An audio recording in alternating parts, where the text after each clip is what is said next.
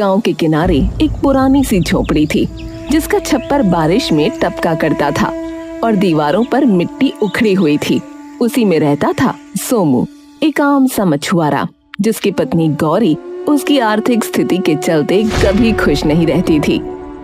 जा रहा हूँ। कहाँ जा रहे हो पिताजी? कहाँ जाएंगे तेरे पिताजी बेटा? वही तालाब, वही मछलियाँ, तेरे लिए लड्डू पेड़े लेने जाने से तो रहे। अरे कैसी बातें करती हो गौरी है? जैसा तुम काम करते हो वैसी ही बातें करती हूँ मैं। ये नहीं कि कुछ काम कर लो, इसमें कोई कमाई भी है?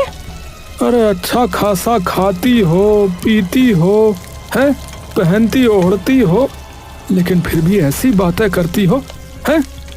ऊपर वाले का धन्यवाद किया करो, कहीं वो नाराज हो गए ना तो ये सब भी हासिल नहीं होगा, बता रहा हूँ। अरे जाओ तुम, दिमाग न खराब करो। हर दिन वही पुराना जाल, पुरानी तालाब। शर्मा के घर में तो नया छप्पर लग गया और तुम अब भी वहीं के वहीं। अरे गौरी देखो, जितना भाग्य में लिखा है ना उतना ही मिलेगा बस। भाग्य भाग्य भाग्य, अगर सब कुछ भाग्य है तो मेहनत किस लिए करते हैं लोग? तू तो बस किस्मत का रोना रोता रहे। सोमू कुछ नहीं बोला। गौरी के ये ताने रोज के थे। सोमू ने अपना जाल उठाया और वो बाहर निकल गया।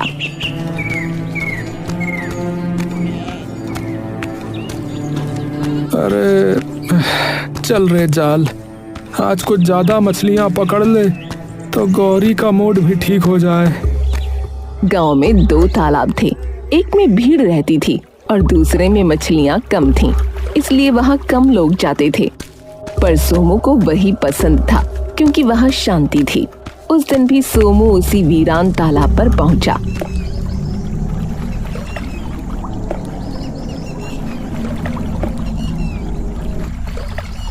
जाल फेंका, इंतजार किया, लेकिन आज कोई मछली नहीं आई। अरे भैया, आज तो एक भी मछली नहीं फंसी, ऐसा कैसे हो सकता है? उसने फिर कोशिश की, फिर दूसरी बार, तीसरी बार, पर हर बार खाली जाल। वो थक कर बैठ गया। भगवान, लगता है अब भगवान भी हमसे नाराज हो गए हैं। उस दिन वो खाली हाथ लौटा।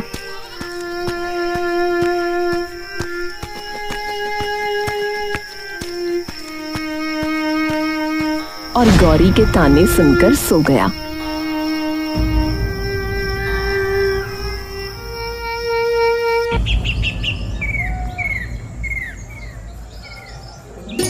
अगले दिन उसने तय किया कि अब वो भी उसी तालाब पर जाएगा जहां सब जाते हैं। उसने उम्मीद के साथ जाल कंधे पर डाला और भीड़ वाले तालाब की तरफ निकल पड़ा।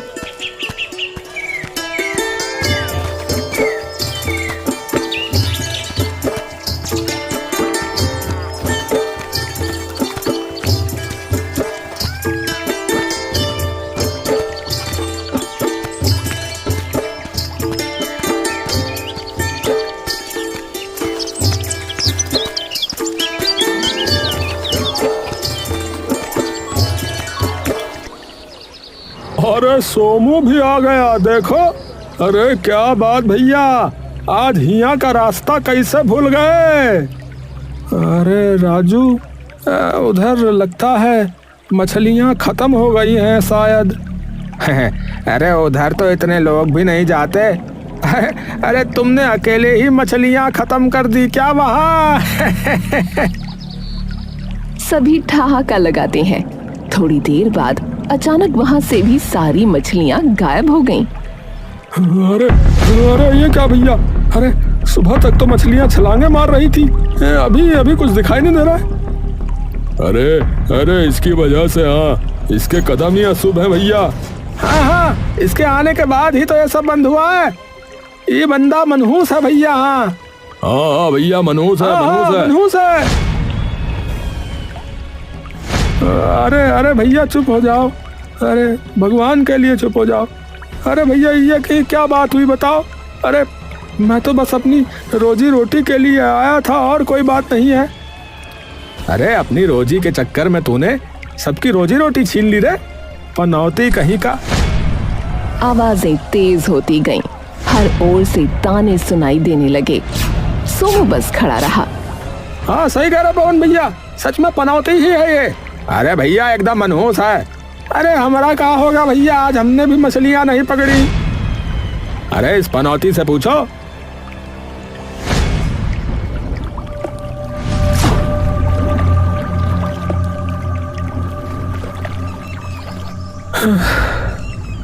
शायद ये लोग सही ही कह रहे हैं। लगता है मैं सच में पनौती ही हूँ।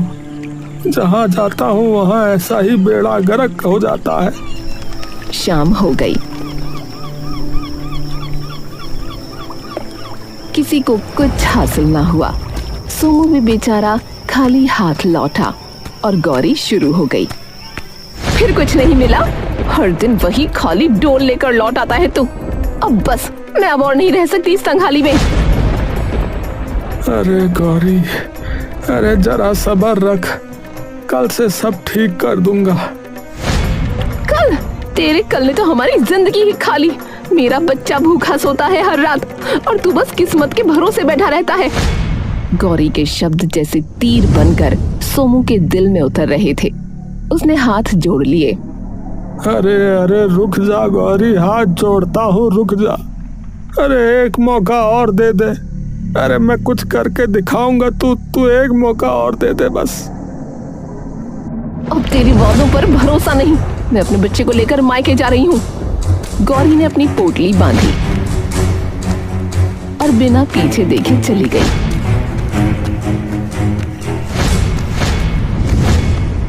सोमू वहीं खड़ा रह गया, खाली झोपड़ी में, खाली दिल के साथ। उसकी आंखों से पानी टपकने लगा। अगर यही किस्मत है तो इसे मैं नहीं मानता अभा। हाँ, मैं नहीं मानता। मैं अब अपनी किस्मत बदलूंगा। हाँ, बदल कर रहूंगा। हाँ।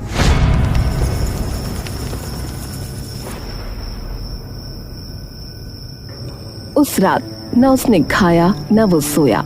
सुबह उठकर फिर तालाब पहुंचा।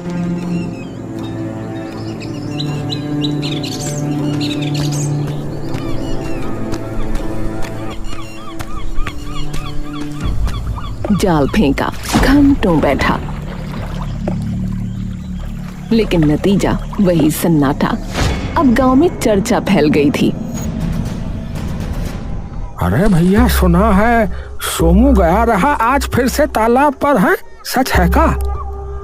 अले थोलो भैया, अले उतने कदम ना पलते ना, वहाँ तो भी है तुम होता है। अरे सच में वो मनहूस है भैया।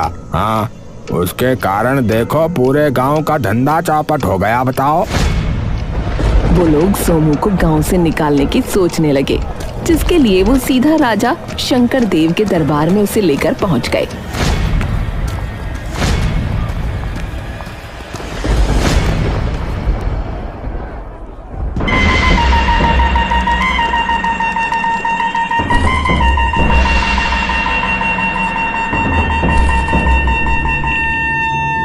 महाराज, गांव वाले कह रहे हैं कि ये मछुआरा सोमू मनहूस व्यक्ति है, जिसके रहते सबका दुर्भाग्य बढ़ता जा रहा है। महाराज। मनहूस? क्या सच में? तभी एक सैनिक हांफता हुआ भीतर आया। महाराज, महाराज, महाराज की जय हो। महाराज, पड़ोसी राज्य के राजा जिनसे आपने पिछले सप्ताह ही संधि की थी, वो अब क्रोधित हो गए हैं, नाराज हो गए हैं। महाराज, उन्होंने युद्ध की तैयारी प्रारंभ कर दी है। राजा का चेहरा बदल गया। उनकी आंखों में गुस्से की लपटें थीं। क्या कहा? अभी तो समझाता हुआ था। जी, पर अब जाने क्या हो गया उनको। ये सब इस मनहूस मछुआरे की वजह से है। इसे अभी महल से निकाल दो। इसके कदमों का साया भी इस राज्य पर ना पड़े। ये हमारा आदेश है। जी महाराज। और हां, आज के बाद कोई भी आम व्यक्ति, विशेष तौर पर गरीब और निर्धन, इस महल में नहीं आएगा। क्या मालूम कौन मनहूस है और कौन नहीं।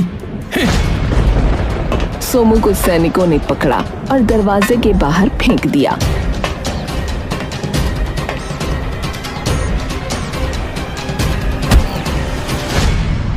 वो गिरा, फिर भी कुछ न बोला।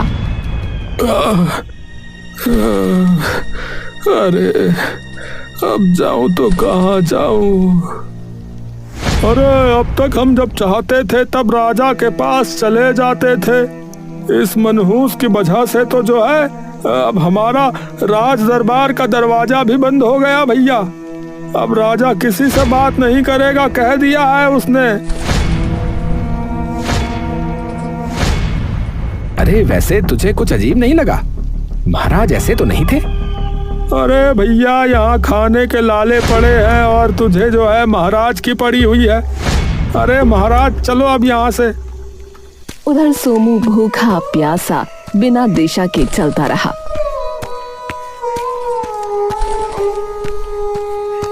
गांव के बाहर जब पहुंचा तो देखा बरगद के नीचे एक बूढ़ा साधु बैठा है। क्या हुआ पुत्र, तुम उदास क्यों हो? प्रणाम बाबा। क्या बताऊं बाबा जी, सब मुझसे नाराज ही हैं। पत्नी छोड़ गई, गांव वाले ताने देते हैं। राजा ने भी मुझे अब निकाल दिया है। लगता है मैं मनहूस व्यक्ति हूँ। भाग्य से भागा नहीं जाता पुत्र, पर कभी कभी भाग्य वही मिलता है जहां कोई जाने का साहस नहीं करता। क्या क्या बोल रहे हैं बाबा जी, थोड़ा समझा के बताइए। देखो पुत्र, गांव के बाहर जो पुराना तालाब है ना, जहां कोई भी नहीं जाता, वहीं आज तुम्हारा भाग्य तुम्हारी प्रतीक्षा कर रहा है। पर बाबा जी वहां तो मछलियां होती ही नहीं है। कभी कभी खाली तालाब में ही खजाने छुपे होते हैं पुत्र। आजमा लो, कर्म तुम्हारा, फल उसका। सोमू ने सर झुका लिया। वो चल पड़ा उसी पुराने तालाब की ओर। तालाब शांत था, हवा ठंडी और शाम ढल रही थी। सोमू ने अपना पुराना फटा हुआ जाल उठाया और पानी में फेंका। अरे भैया चलो देख ही लेते हैं, वैसे भी अब खोने को बचा ही क्या है। थोड़ी देर बाद जब उसने जाल खींचा तो कुछ छोटी मछलियां मिलीं। उसके चेहरे पर कई दिनों के बाद मुस्कान आई।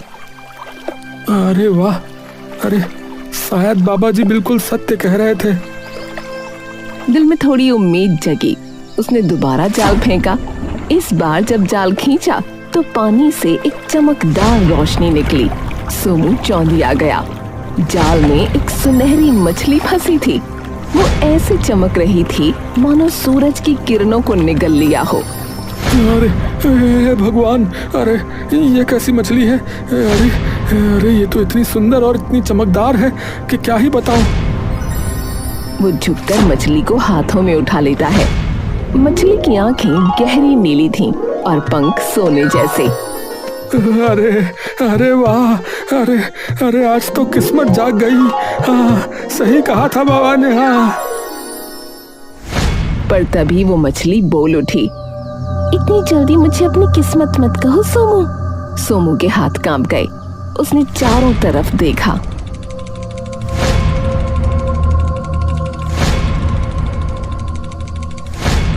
पर कोई नहीं था। मैं ही बोल रही हूँ, डर मत, तेरा समय अब बदलने वाला है। सोमू की धड़कनें तेज हो गईं। वो अब भी विश्वास नहीं कर पा रहा था कि मछली बोल रही है।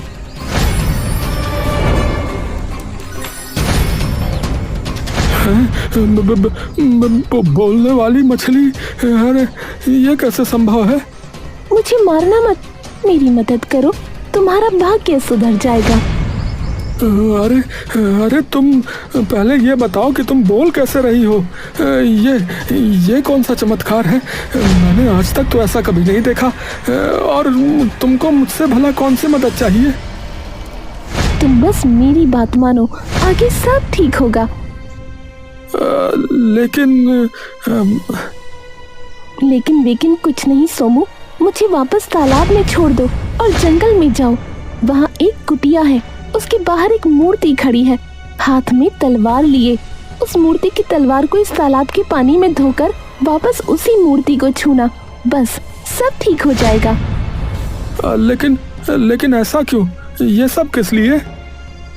समय आने पर सब जान जाओगे। अब जाओ ना, देर मत करो। सोमू के मन में तूफान था, शक भी, उम्मीद भी। पर जब उसने मछली की नीली आंखों में देखा तो उसमें एक सच्चाई की चमक थी। ठीक है, जैसा जैसा तुम कहती हो मैं वैसा ही करूंगा।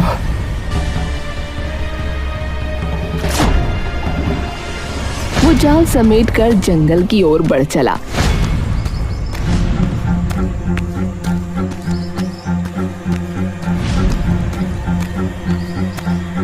पेड़ों की परछाइयां जमीन पर रेंग रही थीं।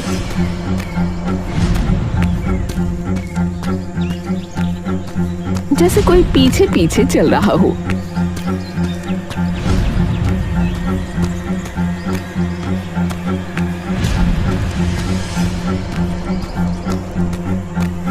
काफी देर भटकने के बाद उसने देखा सामने एक टूटी फूटी कुटिया थी।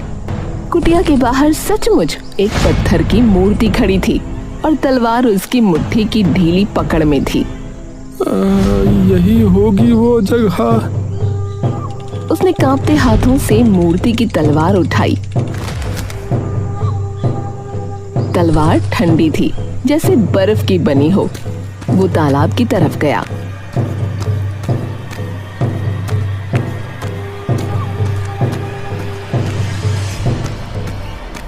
तलवार को पानी में डुबोया।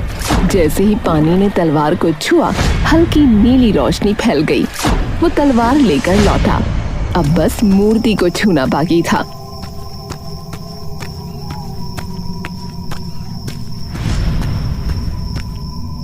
जय बजरंगबली, अब जो होगा देखा जाएगा। वो तलवार लेकर मूर्ति की ओर बढ़ा ही था कि तभी कुटिया के भीतर से एक गहरी आवाज गूंजी। कौन है? अंदर आओ, मेरी सहायता करो। सोमू ठिठक गया।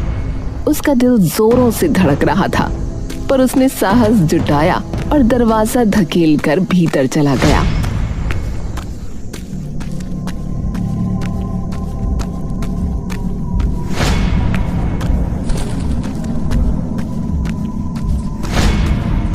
अंदर अंधेरा था। कोनों में मकड़ी के जाले, दीवारों पर पुराने निशान। बीच में एक आदमी रस्सियों से बंधा पड़ा था। अरे तुम कौन हो भाई? मुझे मुक्त कर दो। मैं एक जादूगर हूँ, वही जिसने ये मूर्ति बनाई थी। जादूगर? और वो सुनहरी मछली कौन है? वो एक धोखे की कहानी है। किसी ने मुझसे जादू करवाया था, पर उसने धोखा दिया। का मतलब? देखो, मैं पूरी बात नहीं बता सकता। जादू करवाने वाले ने धोखे से मुझसे ऐसा जादू करवा दिया कि ये सच्चाई अगर मैं किसी को भी बताऊंगा तो राख बन जाऊंगा। अरे भाई, पर ऐसा है तो उसने तुम्हें मारा क्यों नहीं?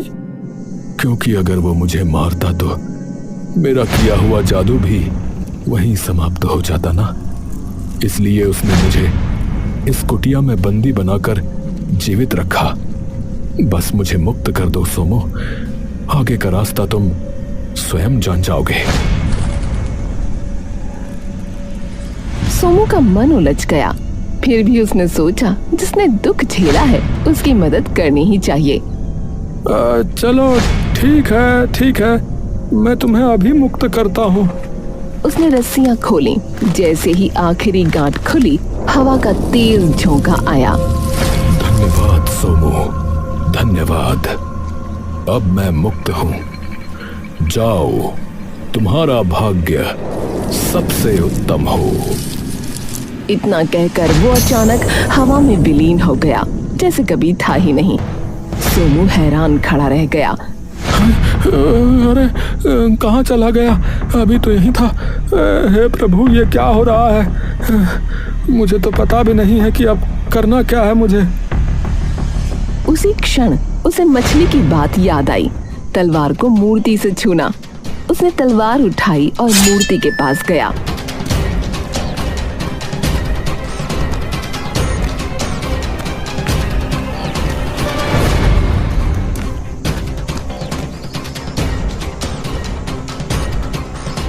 अरे हाँ, अब जो भी सच्चाई है सामने आ ही जाए, उसको छू देता हूँ। उसने तलवार से मूर्ति को छुआ। क्षण भर के लिए सन्नाटा छा गया। फिर जमीन कांपी, मूर्ति में दरारें पड़ने लगीं और अंदर से एक तेज रोशनी फूटी। सोमू ने आंखें ढक लीं। जब रोशनी थमी तो मूर्ति की जगह पर एक इंसान खड़ा था।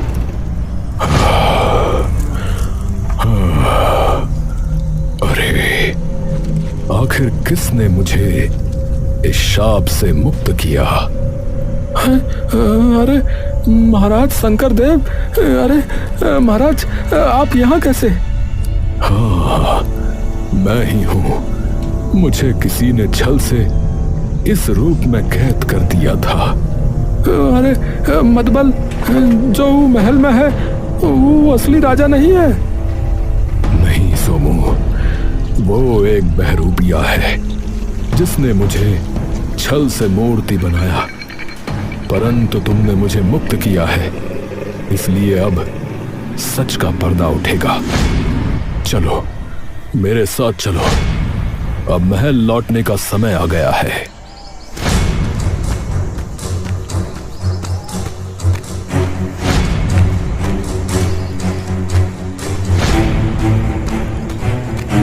अचानक राजा ने कदम रोक दिए। पर सोमू, एक बात बताओ, तुम्हें आखिरकार कैसे पता चला कि मुझे बचाना है? महाराज, ये सब तो उस सुनहरी मछली की वजह से हुआ। उसने ही मुझे राह दिखाई थी। उसने कहा था कि मैं आपकी मुक्ति की कुंजी हूँ। ये सुनते ही राजा का चेहरा बदल गया। मछली कहाँ है वो? सोमू ने बताया और दोनों बिना एक क्षण गंवाए तालाब की ओर दौड़ पड़े।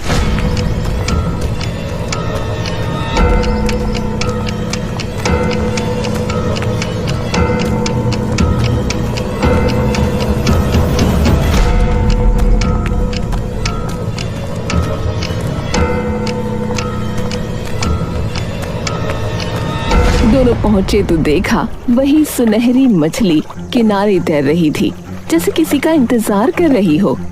अरे, इतने समय से तुम यहीं थी? हाँ महाराज। राजा ने अपनी तलवार से उंगली पर हल्की चोट की और खून की कुछ बूंदें तालाब में टपकाईं। अचानक मछली का शरीर फैलने लगा और कुछ ही पलों में सामने एक स्त्री खड़ी थी। प्रिय, हे प्रिय, मेरी रानी। हाँ, इस मछुआरे ने हमें मुक्त किया है मेरे स्वामी। मैं तो बस आदेश का पालन कर रहा था महाराज। चलिए महल चलते हैं अब। तीनों महल लौटे।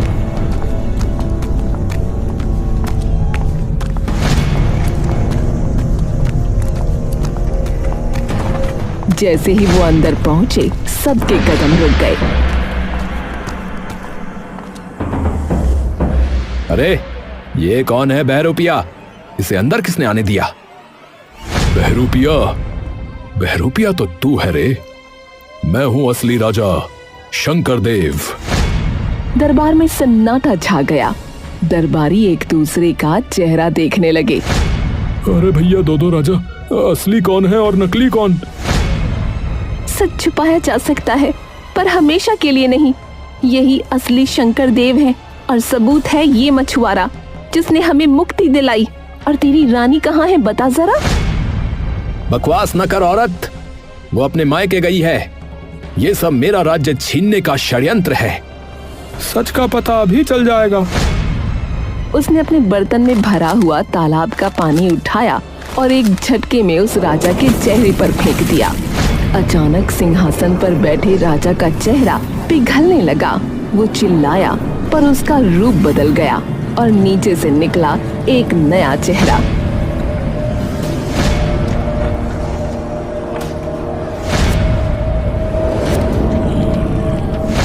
अरे राजकुमार, आप तो गुरुकुल गए थे। हे भगवान, बेटा तुम हमारे साथ छल करने वाला है। हमारा ही खून था। मैं समझ रहा हूं। इसे भय था कि मैं इसे उत्तराधिकारी नहीं बनाऊंगा, इसी कारणवश इसने ये किया। राजा का अंदाजा बिल्कुल सही था। राजकुमार ने इसीलिए ये किया था।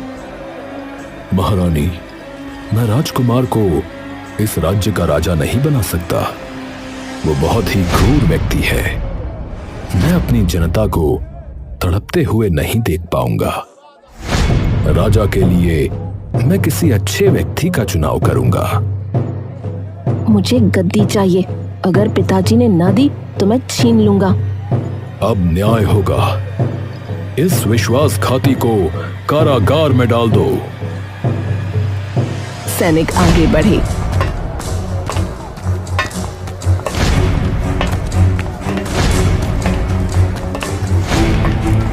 राजकुमार को घसीटते हुए ले गए।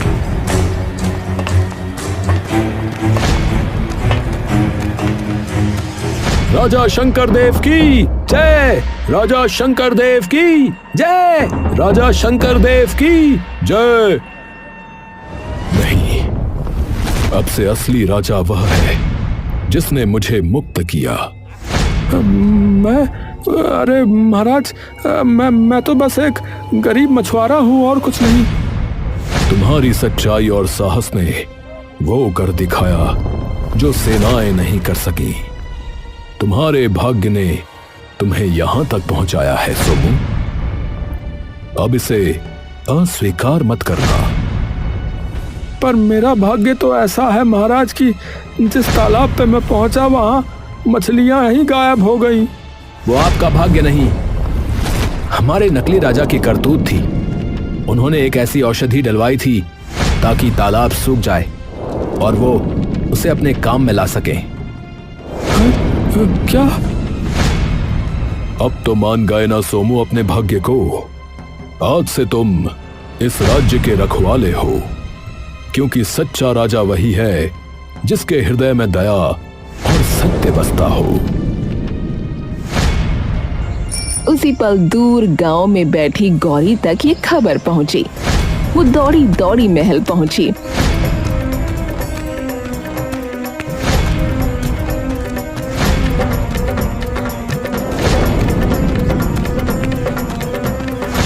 सोमू, मुझे माफ कर दो। मैंने तेरे भाग्य पर शक किया।